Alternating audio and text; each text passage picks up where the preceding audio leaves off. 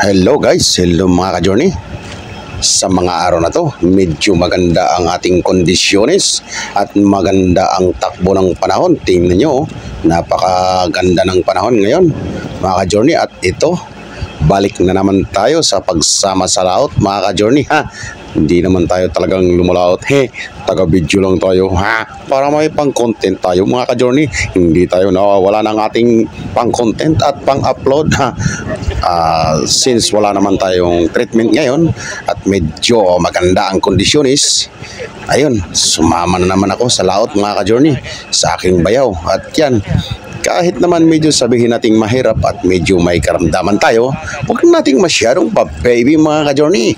Tuloy lang ang laban sa buhay. Ay sinasabi nga, hanggat kaya mong kumilos, gumawa ka at gumalaw-galaw ka para hindi ma-stroke.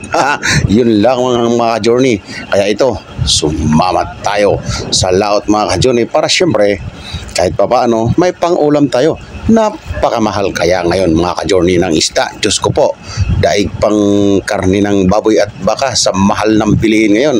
At least yan mga ka-journey, sa bakura natin meron naman tayong talbos, malunggay at mga iba-iba pang pwede naman siyang gawin nating kumbaga sahog dyan sa ating kung may huli man. Ayan, kahit pa paano ay meron namang pa isa-isa mga ka-journey, hindi na logi at hindi na tayo dyan nawawala ng pang-ulam mga ka-journey. Kita nyo naman kahit pa isa-isa ay meron namang kumikintab na isda at ibig sabihin ay may nahuli talaga ang ating lambat mga ka-journey. Tingnan nyo, ganda ng umaga mga ka-journey, isa mapagpalang araw talaga sa ating lahat dahil binigyan tayo ng lakas ng Panginoon na gumising at magising nitong araw na to para sa panibagong araw natin mga ka-journey. Ayan tuloy-tuloy lang sila sa paghatak ng lambat at tayo taga-video lang. Tara, may pang-content nga talaga para may pang-ulam din at pag-uwi para healthy yung ating kinakain mga ka-journey.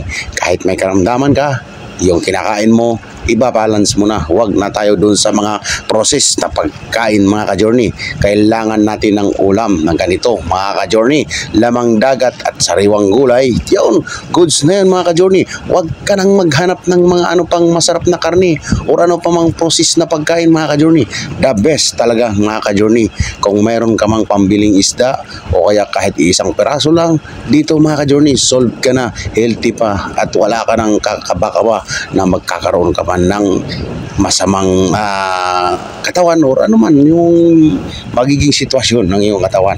Dito, panalo ka. Ayan kita nyo. Dito pala yan, malapit tayo mga ka-journey sa Corregidor Island. Tapat ng Maribeles at katapat din ng Cavite City. Dito itatayo mga ka-journey yung Bataan Cavite, bang tawag doon, na bridge na magdudugtong sa Bataan, Corregidor Island and then Cavite. Yun mga ka-journey, malapit kami dyan at medyo lumayo-layo nga sila ngayon ng area para magkakaroon mga ka-journey ng kahit paano yung pahuli nga. At kasi doon sa inaaryahan namin nung nakaraan medyo marami na rin na nag-aarya kaya lumayo-layo. Ay dito medyo maganda-ganda yung mga isda natin ngayon mga ka-journey. Kahit paano may pang-ulam, may pang-gasolina at ay kikitain na rin ang mga mangingisda.